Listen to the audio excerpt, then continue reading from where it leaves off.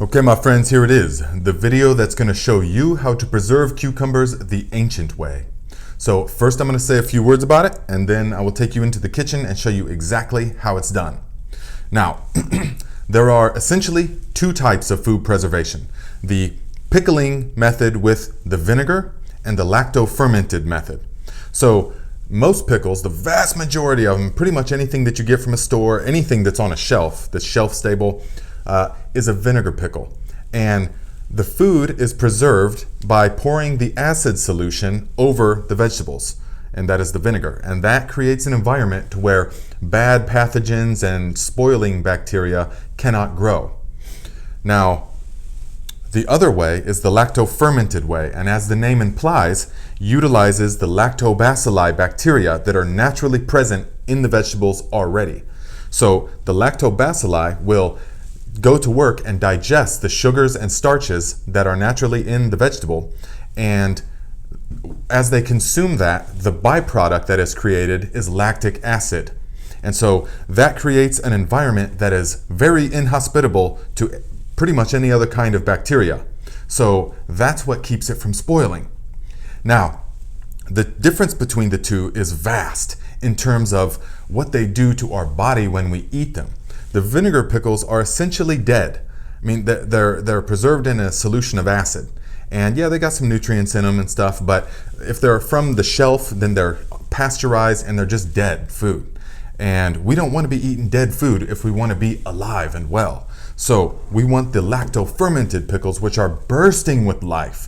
Probiotics, prebiotics, all the good stuff. It's all here. It is all here waiting to give life force energy to our body.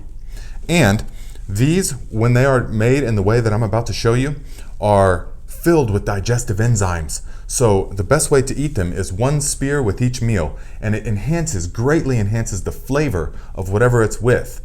And it helps you to digest the food that you're already eating. It's just a wonderful gift of nature, my friends, and you need to be getting on this train, okay? So, couple of things. One, this is the method of our ancestors, and they didn't have refrigeration. And so there is no need for refrigeration. I'm going to say that again. You don't have to refrigerate these. So when you make them, after the fermentation process, which takes about 5 days, they are going to be well preserved. Okay, and this is the ancient way of doing it, and so we're not concerned about storing it on the shelf for years and years. We only need to preserve our food until the next growing season, and that's this kind of fermentation, this kind of preservation, okay? So what's important is that you store these in a place where the temperature doesn't fluctuate a lot, all right? So preferably in like a cellar or a basement, someplace like that. You can put them in the refrigerator, it's perfectly fine. They'll keep a long time, well over a year that way. Another thing is that we do not have to use a starter culture for this because the lactobacilli is already present in sufficient quantities on the raw food. And number three is that we have to use the sea salt, non-iodized pure sea salt, which has got 82 minerals in it that is beneficial for our body and our way of thinking and our health and our vitality. All of it's beneficial for us. Don't be concerned about the natural sea salt, okay? And we have to use it because by using the sea salt in the solution, it creates an environment that almost only the lactobacilli can survive in, because most other bacteria cannot survive in a high saline environment, a salty environment, but the lactobacilli can, so that's why we use it, okay? And the flavor, you'll see, my friends, it is out of this world. So without further ado, let me take you in there and show you how to make them. Okay, my friends, first thing we need to start with is the good set of pickling cucumbers. Now, these are Chicago pickling cucumbers made specifically to pickle. So you can use any kind of cucumber if you want, but the specific pickling ones will remain the crispiest and they have the thinnest skin. So I choose the Chicago pickling cuke. And for this recipe, we are using a 1-quart wide mouth mason jar. You may be able to use something else, but make sure it has a tight-fitting lid just like this one. Now here's the ingredients. 2 tablespoons of sea salt. I am using the ground Himalayan pink sea salt, but you can use whatever kind you want. And here is the 10 black peppercorns, not crushed, but whole. 4 crushed garlic cloves, and 5 bay leaves. Now I'll have a screenshot of this recipe at the end of the video. Now we essentially just add all of the ingredients to the container as it is. Then we're going to add 4 ounces of water. Once we add the water, we're going to put on the tight-fitting lid and then shake vigorously to dissolve the salt that is in the jar. Now, it's not all going to completely dissolve, but you want to get it good and mixed up so it looks something like this. Okay, now the end of the cucumber that had the blossom on it will contain an enzyme that can turn the cucumber mushy with time.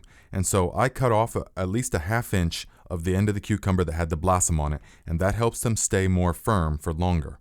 Then you simply cut the cucumber in half or in quarters, or you can use a combination of both. Once we have plenty of them cut up, then we are going to place them into the jar. Now, we really want to try and pack as many in here as we can, because they're going to shrink a little bit once they sit in the brine solution. So really try to maximize the space by tucking them in there, squeezing them in there as tightly as you can. And that's going to be the best, as you see here. Once it's all packed in there nice and tight, then we will fill the remainder of the jar with additional water. And it's very important that we cover all the cucumbers completely. We want to fill it so that it's only about 1/4 inch from the top. And that's all the space we want. Then we put on the tight-fitting lid, and we're going to give it a nice shake, a number of shakes, so that everything is fully coated in the brine solution and everything is all mixed together, so that after a few shakes it will look something like this. Then once you have the tight-fitting lid on, you must label the date of the ferment, because that is very important. Then you'll just place it into an area where it will not be disturbed, preferably between 60 and 80 degrees, but whatever temperature you have will work. And you can see immediately that the color difference, the color change is a sign that the fermentation is beginning to happen. You see it goes from a vibrant green to a not so vibrant green. Now we want to make sure that the lid can breathe a little bit, because you see the bubbles that are going to be happening. That's a sign the fermentation is happening. So you can either crack the lids once a day for a moment and then tighten them, or you can just leave them slightly cracked. That's what I do. And you will see the bubbles and everything. Now, it may happen that you see this kind of white film on the top. That is not a problem. That is just the yeast that is naturally occurring starting to bloom. And this is okay. It will eventually break up just like this one and return back into the product. So everything you just saw is absolutely fine. Now, we want to leave it there at least for 5 days before putting it in the refrigerator or in the basement, where it will keep at room temperature for multiple months. Here is the recipe, so take a screenshot. So that's pretty much it, my friends. If you feel like you gained something from this video, give it a thumbs up, share the video with anyone that needs this kind of knowledge, and just leave a comment. It doesn't really matter what it is, just the first thing that comes to your mind. That helps the channel to grow and for more people to get this knowledge, okay? So yeah, leave me video suggestions. Do you guys want to see more of this fermented food stuff? What kind of stuff is on your mind? What do you want to see? Because I got all kinds of stuff that we can make videos about, okay? So